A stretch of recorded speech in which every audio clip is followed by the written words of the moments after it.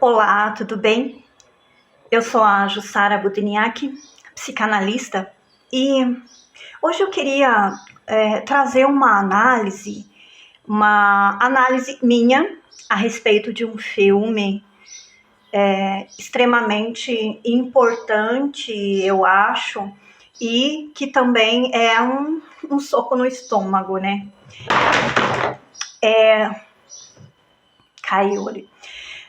É a respeito de uma mãe, né? Um filho. E é o filme Precisamos Falar sobre Kevin. Essa trama, né, esse filme, ele começa em uma cena assim que eu acho que ela já determina a sequência do filme, né? Que é uma festa de tomates, alguma coisa assim, se não me engano, na Espanha, alguma coisa assim, chama-se Tomatina. E em um certo ponto, aquela cena, aqueles tomates moídos, intensos, vermelhos, aquelas pessoas, o que representa o amor, o ódio, a violência, o sangue, né?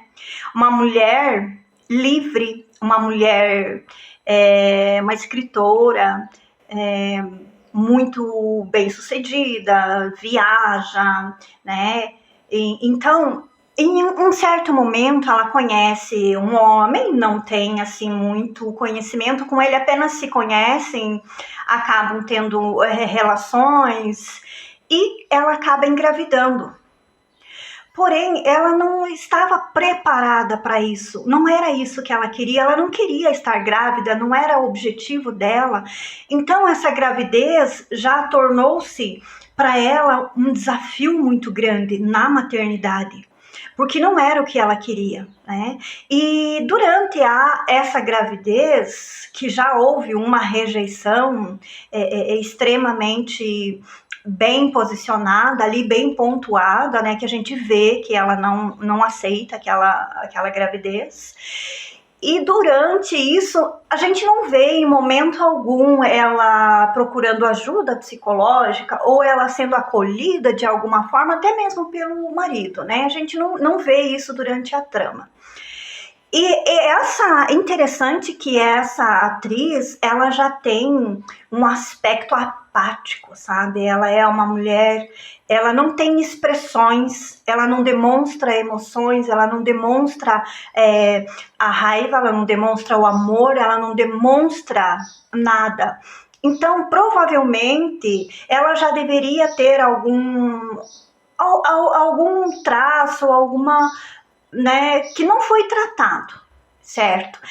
E a gente percebe durante o parto que ela não quer que essa criança venha ao mundo, ela não quer liberar essa criança para o mundo, porque não é isso que ela queria, mesmo que inconscientemente, né? Não é isso que ela desejava. E até tem, né, durante a cena do parto, enfermeiro médico falando, você precisa permitir que essa criança venha, você precisa permitir isso.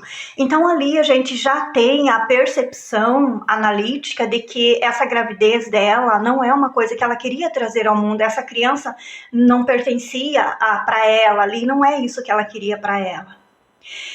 E durante, né, a gente vê uma cena já a criança, talvez 1, 2 meses, não sei, 3 meses, na fase fálica, que é a primeira fase da criança, né, que a criança tá chorando, a criança tá desesperada, gritando, a gente sabe como isso funciona, né?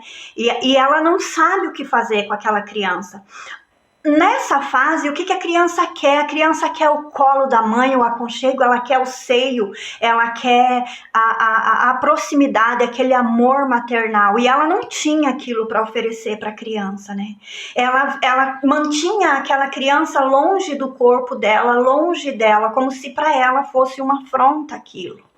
né? Tem até, inclusive, uma cena que ela sai com esse bebê no carrinho, na rua, desnorteado, e aquele bebê gritando, gritando, chorando, chorando, chorando, e ela não tem reação nenhuma, né? Ela para em frente a uma construção e uma britadeira, né? E para ela, aquele som de britadeira, daquele som ensurdecedor, para ela chega a ser um alívio estar ali ouvindo aquilo para não precisar ouvir o choro do bebê.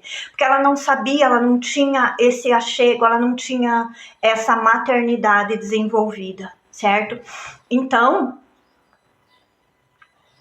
aí a gente percebe a permissividade que ela tem também com essa criança, né? Porque ela não procura entender, ela não procura ajuda, ela não procura nada, ela não procura absolutamente nada, né? E essa criança vai crescendo e se tornando cada vez mais desafiador para ela, cada vez mais um desafiando o outro, né? Os dois, incrível que a semelhança da apatia de mãe e filho são idênticas. O menino vai crescendo, se tornando aquele desafiador.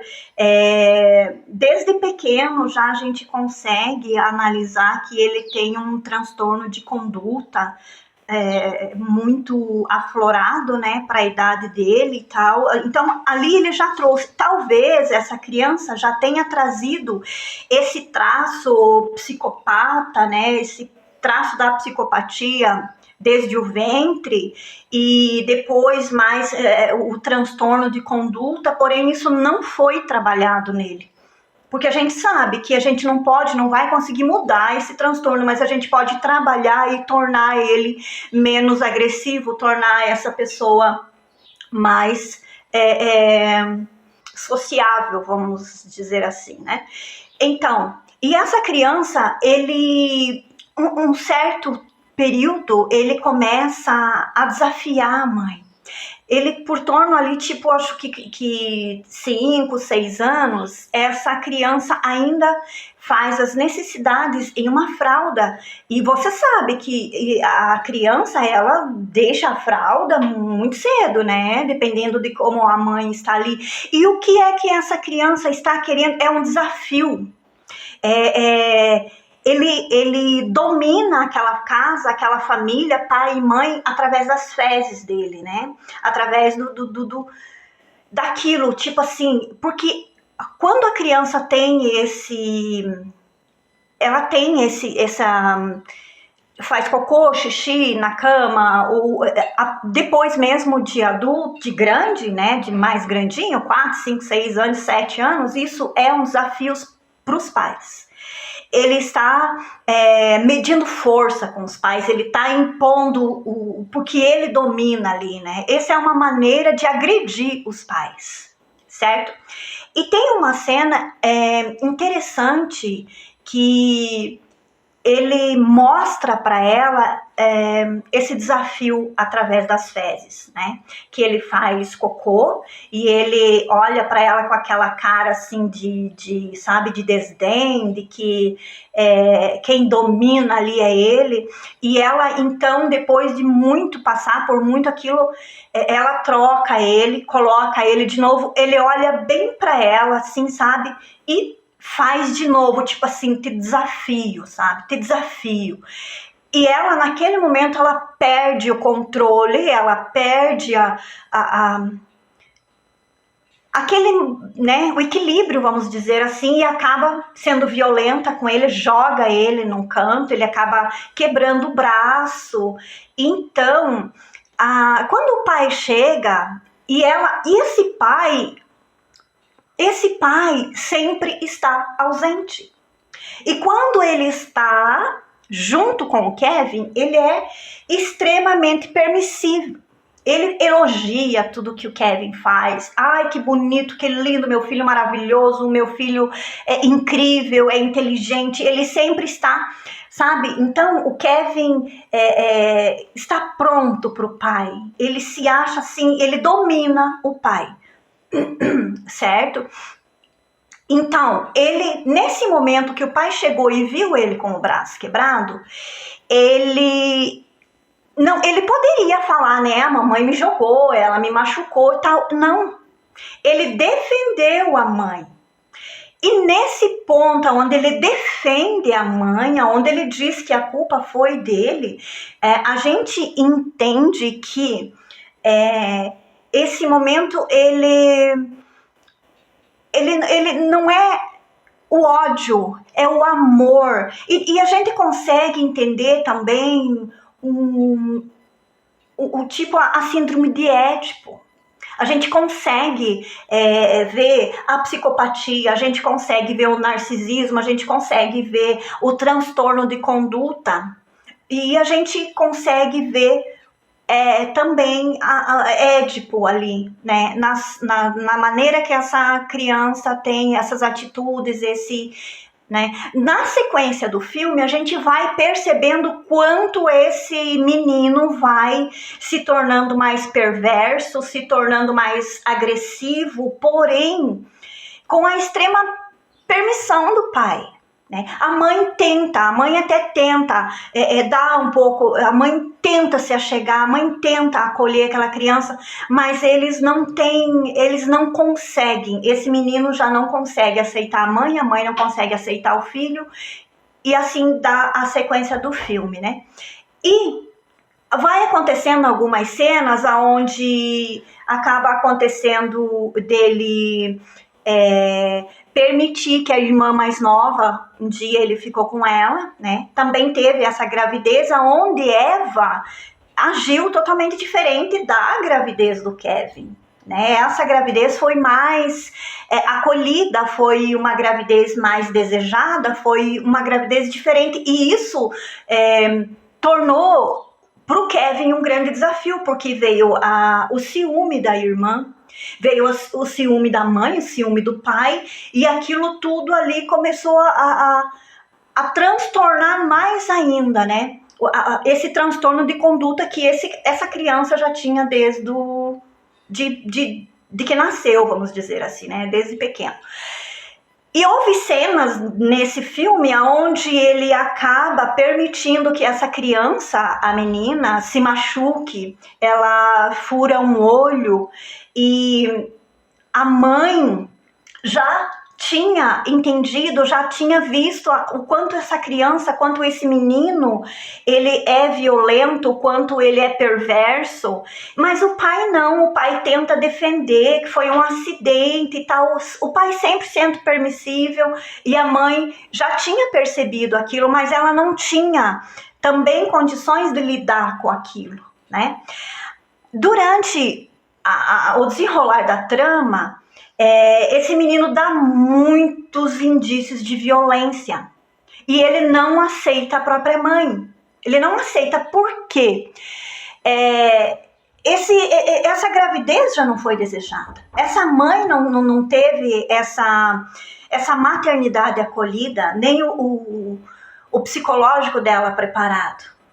No desenrolar de tudo isso, acontecem muitas coisas nesse filme onde você vem a entender a posição de um psicopata desde criança, desde a infância, né? E a maneira, a crueldade e a frieza dessa criança, né? A única vez que ele permite que a mãe se aproxime dele, uma vez que ele desmaiou e a Eva, né, sua mãe, chegou, acolheu ele, pegou no colo, agradou, levou ele para a cama, fez sopinha, limpou o vômito dele, cuidou, acolheu ele, e ele se sentiu tão maravilhoso com aquilo porque ele buscava isso. E ela foi ler um livro para ele do Robin Hood. E ele se encantou naquele momento. Tanto que quando o pai se aproximou dele, ele não aceitou o pai, ele mandou o pai sair. Porque aquele momento para ele estava sendo de extremo prazer, delírios maravilhosos, porque ele estava com a mãe, com o objeto de desejo dele. Ele estava ali com ela, né? Então, ele se apaixonou, né, por essa história de Robin Hood. O pai deu um arco e flecha para ele e ele começa a praticar e fica muito bom. E engraçado você perceber que quando ele começa a crescer, ele continua usando as roupas dele de quando ele era menorzinho. Ele já está grande, as camisetas estão já pelo umbigo e ele continua usando aquilo porque dentro para ele ainda é uma criança. Ele ainda está ali necessitando, buscando aquele objeto de prazer que ele nunca teve, né? Que ele teve por alguns minutos e logo ele deixou ali e voltou ao mundo dele. Então ele começa a fazer maldades, né? Em uma cena, além dele permitir que a criança, a irmãzinha dele, se machucasse, perdesse o olho. Depois ele não mostra a cena, mas um bichinho de estimação da irmãzinha acaba sumindo e a mãe dá-se a entender que encontra no ralo da pia, né? Aqueles que rodam assim, que espedaçam. E depois eles sentados à mesa, olha que interessante, eles sentados à mesa e ele, Kevin, na cabeceira da mesa, como se ele dominasse o ambiente e não os pais, né? Então a cena também dele colocando o aspirador de pó no cabelo da irmãzinha, judiando, e daí o pai chega nesse exato momento e ele se transforma como se fosse o filho mais prestativo. E o pai não consegue entender isso, né? Até que acontece o pior. E essa mãe, ela não tem atitude nenhuma. Ela é extremamente apática. Essa mãe não busca ajuda, ela não busca conversar. E quando ela busca, o pai não se posiciona. O pai não se dá a entender o que está acontecendo dentro da própria casa. Certo? E ao final, né, da trama desse filme, a gente vê o ato mais horrendo que ele fez, porque ele planejou tudo isso, né? A gente percebe que tem uma cena onde aparece no armário da mãe aqueles cadeados de bicicleta, né, para fechar coisas perigosas. E é exatamente isso, aqueles cadeados de bicicleta que ele compra e para que ele faça o que ele planejou, que é um massacre na escola, né? Onde ele colocou cadeado em todas as portas, portões, e ele cometeu o massacre com arco e flecha, né? Com arco e flecha. Ele matou os amigos da escola, né? E ele, quando ele saiu, que estavam repórteres, policiais, pais e mães em desespero, ele saiu como se estivesse saindo de um triunfo, como se estivesse saindo de um palco onde ele iria ser extremamente aplaudido, admirado. Ele saiu assim, sabe? Incrível. Não precisou ninguém, porque ele sabia o que estava fazendo. Ele não fez as coisas sem planejar, ele sabia exatamente o que ele ia fazer. Ele tinha tudo planejado, né? Aí ele vai preso. Só que antes, e a mãe volta para casa e vai descobrir o quê? Depois de tudo isso, ele vai preso, a mãe volta para casa. Em desespero, o que ela encontra? A filha e o pai mortos no jardim, com flechas. Ele matou o pai e a irmã, mas a mãe não. A mãe ele não feriu, porque a mãe é o seu objeto de desejo. A mãe era o seu objeto, o desejo imenso que ele queria. Então aí também eu já entendi mais assim como o contraste édipo, psicopata, transtorno de conduta, né? Narcisismo, porque ele tem aquele ar de poderoso, aquele ar de sou incrível e eu sou o melhor, né? Extremamente inteligente, frio, extremamente estrategista. E o incrível é que o pai nunca observou isso. A mãe até sentiu, a mãe até tentou. O pai nunca se permitiu isso. Aí na última cena, ele está lá, já faz 2 ou 3 anos que ele está, 16, 17, 2 anos, né? Ele foi preso com 16 anos. A mãe chega e pergunta para ele, você sabe por que eu estou aqui hoje, uma segunda-feira, e eles me permitiram vir te visitar? Ele falou, sei, hoje é meu aniversário, eu faço 18 anos. Aí ela diz para ele, agora você vai para uma escola muito maior. Que provavelmente ele seria transferido para um presídio mesmo, né? Porque não sei como que funciona as leis deles lá. Ok. Aí ela pergunta para eles, os dois sempre muito apáticos, sem sentimentos, sem emoções. Os dois, assim, incrivelmente parecidos, né? Ela pergunta para ele, por que você fez isso? E ele friamente olha para ela e diz, eu achei que você sabia. Agora eu não sei mais.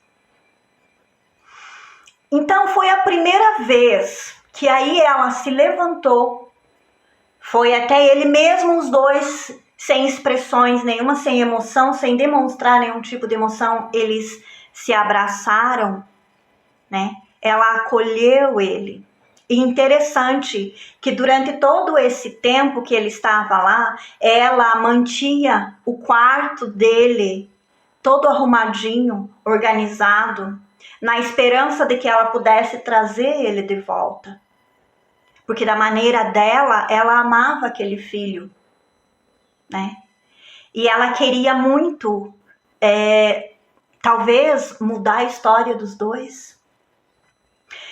Então, isso eu queria passar para vocês, a minha análise psicanalítica, a minha opinião, certo?